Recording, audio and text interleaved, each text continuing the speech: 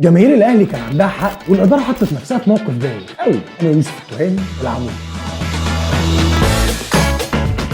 برغم حصول الاهلي على المركز الرابع في مونديال الانديه، وبرغم تصدره للدوري لحد اللحظه اللي بكلمكم فيها دي، وبرغم وصوله لفاينل كاس السنه اللي فاتت اللي لسه ما خلصش، الا ان جماهير الاهلي بقى لها فتره جازه على الاداره وبيطالبوهم يتعاقدوا مع لعيبه في كذا مركز، والاداره عامله نفسها مش واخده بالها، والنتائج كويسه. واكتر مركز جمهور الاهلي بيطالب بيه بقاله فتره هو مركز المهاجم الصريح، اللي محللين اليومين دول بيقولوا عليه 9. وفي انتقالات الصيف الاهلي فشل انه يعمل صفقات سوبر، فراح اشترى لعيب برازيلي بيلعب في بوليفيا، ما عادش موسمين ورا بعض في نفس الفريق، بس جابوه واللي امكانياته ما فرقتش كتير عن اللعيبه المصريه. طب محترف ليه؟ جابوا مهاجم اسمه شادي حسين وجابوه عشان اهلاوي. طب ما انت نفسك اهلاوي، ما جابوكش انت ليه؟ وواحد اسمه مصطفى سعد ميسي، اسمه كده بس لعبه غير كده، والاداره حسبت على الجمهور ان دي صفقه كمان مع انه تحت السن، بس ماشي. بس الصفقات دي ما رضتش جمهور الاهلي، عارف ليه؟ لانه كان لسه خسران دوري وكاس وافريقيا، فالاداره تتحط في موقف حقيقي والاهلي يقابل الزمالك في كاس السوبر اللي اتلعب في الامارات، ولحسن حظهم ان الاهلي يفوز 2-0 والدنيا تضحك لهم، فالاداره تفخم من المكسب ده وتقول طب ما هو الفريق ما فيهوش مشكله ومش محتاجين حد، وطول ما النتائج ماشيه في صالح النادي احنا هنعمل نفسنا مش واخدين بالنا ان الفريق محتاج حاجات كتير قوي. بس الاداره دي لو بتتفرج على ماتشات الاهلي في الدوري هيلاقوا ان الجمهور كان عنده حق انه يطلب مهاجم سوبر، لان مش معنى ان الاهلي ماشي الاول في الدوري المصري يبقى ما عندوش مشكله، لا عنده، لان في كور سهله جدا ما بتضيعش غير في الدوري المصري بس، والدنيا بتعدي لان الاهلي بيكسب، فالاداره بتنسى. بس الجمهور ما بيخشش عليه الكلام ده، لان الاهلي لو قابل فريق عليه القيمه سواء في افريقيا او في كاس العالم للانديه كل حاجه ساعتها هتتكشف، لان عندنا لعيبه في مصر بتفتقد اساسيات الكوره، وخصوصا لعيبه النص القداماني لا مؤاخذه. ومن ساعه ما الاهلي جاله خبر انه هيشارك في كاس العالم للانديه الجمهور سخن تاني على الاداره وطالب بمهاجم صريح تاني سوبر. ده غير ان النادي الاهلي محتاج مراكز تانية عشان تدعم،